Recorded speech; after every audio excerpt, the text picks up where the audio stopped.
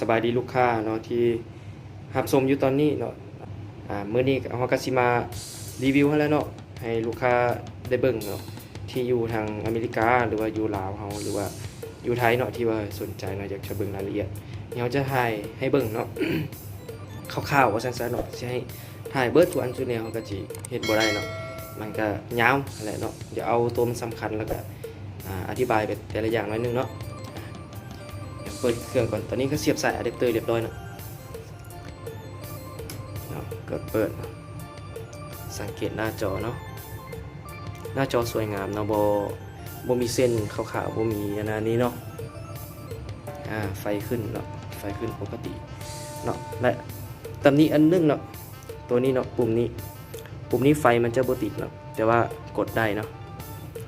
สังเกตเวลาฮอนี่เนาะก็สิประมาณนี้แต่ว่าไฟมันจะบ่ขึ้นเนาะก็ด้วยตัวอื่นกับบ่มีปัญหาเนาะก็เดี๋ยวบ่มีปัญหาต่อการใช้งานเนาะตัวนี้ก็จะกดยากนิดนึงเนาะแต่ว่ากดได้เนาะบ่เป็นยังเนาะถ้าว่าลูกค้าจะเอาเนาะเขาก็สามารถแก้ไขให้ได้เนาะเนี่ย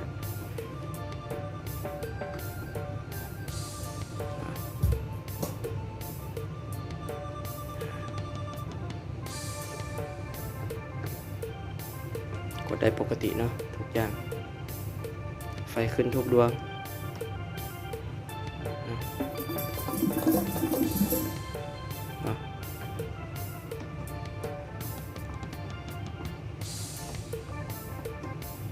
ได้เบิดทุกอย่างเนาะมาฟังเสียงอันนี้นิดนึงเนาะเดี๋ยวเอาลงนิดนึงมาฟังเสียงเป็นโนกันนะ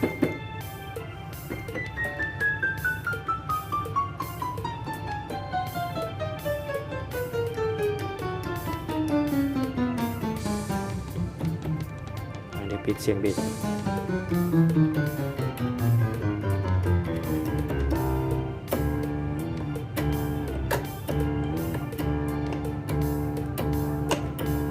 เราก็ถือว่าโอเคเนาะ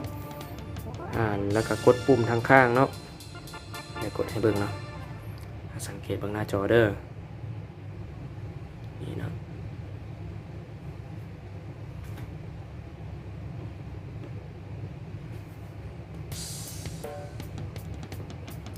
กดง่ายสบายเลยเนาะอันนี้ก็หมุนได้เนาะหมุนหาจังหวะหมุนกดต่างๆได้เนาะแล้วก็ตัวนี้เนาะกดได้เบิดเนาะกดลงกดขึ้นได้เบิดเนาะมีปัญหาอันนี้มาฟังเสียงเนาะเป็นจังหวะเอาเป็นลำวงก็เนาะตัวนี้จะมีลำวงเนาะลำวงของ950เนาะ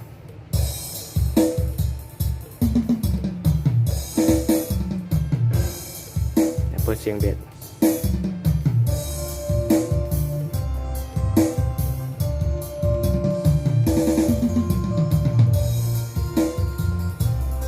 ฟังเสียงลำโพง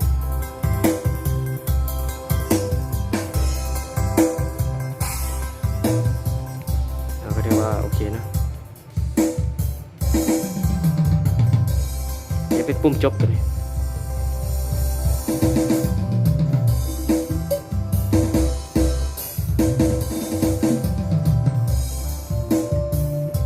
แนวซีรีส์เป็นเพลงให้เบิ่งเด้อจากน้อยเด้อ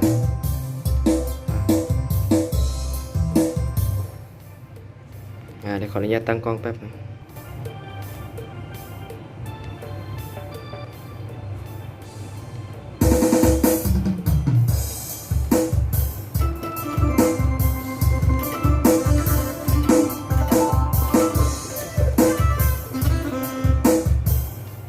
เลือกได้ก่อนนะ